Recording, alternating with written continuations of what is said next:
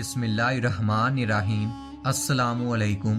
ہر روز نئی ویڈیو کے لیے چینل کو سبسکرائب کر لیں اور ساتھ لگے ہوئے بیل آئیکن کو دبا کر آل کی آپشن کو سلیکٹ کریں تاکہ ہر نئی ویڈیو کی اپڈیٹ آپ کو ملتی رہے۔ حضرت ابو ہریرہ رضی اللہ تعالیٰ عنہ فرماتے ہیں کہ رسول اللہ صلی اللہ علیہ وآلہ وسلم نے فرمایا کہ نبیوں میں سے ایک نبی نے دشمن کے خلاف جہاد کا ارادہ کیا تو اپنی قوم سے فرمایا کہ میرے ساتھ ایسا شخص نہ چلے جس نے حال ہی میں شادی کی ہو اور اس کا شب زفاف منانے کا ارادہ ہو لیکن ابھی تک اس نے اپنی بیوی کے ساتھ شب زفاف نہ منائی ہو، اور وہ شخص بھی نہ چلے جو گھر کی تعمیر میں مصروف ہوں اور ابھی تک اس نے گھر کی چھت نہ ڈالی ہو۔ اسی طرح ایسا شخص بھی میرے ساتھ نہ چلے جس نے بکریاں خریدی ہو یا حاملہ اونٹنی خریدی ہو جس کے جننے کا انتظار ہو۔ چنانچہ یہ ہدایت دے کر وہ جہاد کے لیے روانہ ہوئے۔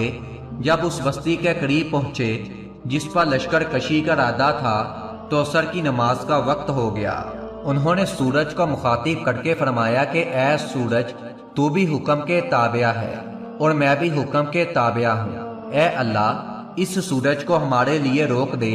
چنانچہ سورج رک گیا یہاں تک کہ اللہ تعالیٰ نے ان کو فتح نصیب فرمائی تو انہوں نے مال غنیمت جمع کیا۔ پھر اس مال غنیمت کو کھانے کے لیے آگ آئی تو اس آگ نے وہ مال غنیمت نہیں کھایا، یا انہوں نے فرمایا کہ تم لوگوں میں ضرور کوئی خیانت کا مرتکب ہوا ہے، اس لیے ہر قبیلے کا ایک ایک آدمی میرے ہاتھ پر بیعت کرے۔ چنانچہ دوران بیعت ایک شخص کا ہاتھ ان کے ہاتھ کے ساتھ چمٹ گیا۔ انہوں نے فرمایا کہ ضرور تم میں کوئی خائن ہے، بس تیرا قبیلہ میرے ہاتھ پر بیعت کرے۔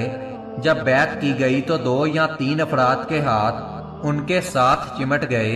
انہوں نے فرمایا کہ تم میں کوئی خیانت کا مرتکب ہوا ہے۔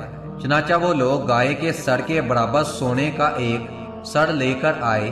جب اسے بھی مال غنیمت کے ساتھ رکھ دیا گیا تو آگ آئی اور اس مال کو کھا گئی۔ بعد میں اللہ تعالیٰ نے ہمارے لیے مال غنیمت حلال قرار دے دیا۔ اللہ تعالیٰ نے ہماری کمزوری اور عاجزی کو دیکھا تو ہمارے لیے مال غنیمت حلال کر دیا۔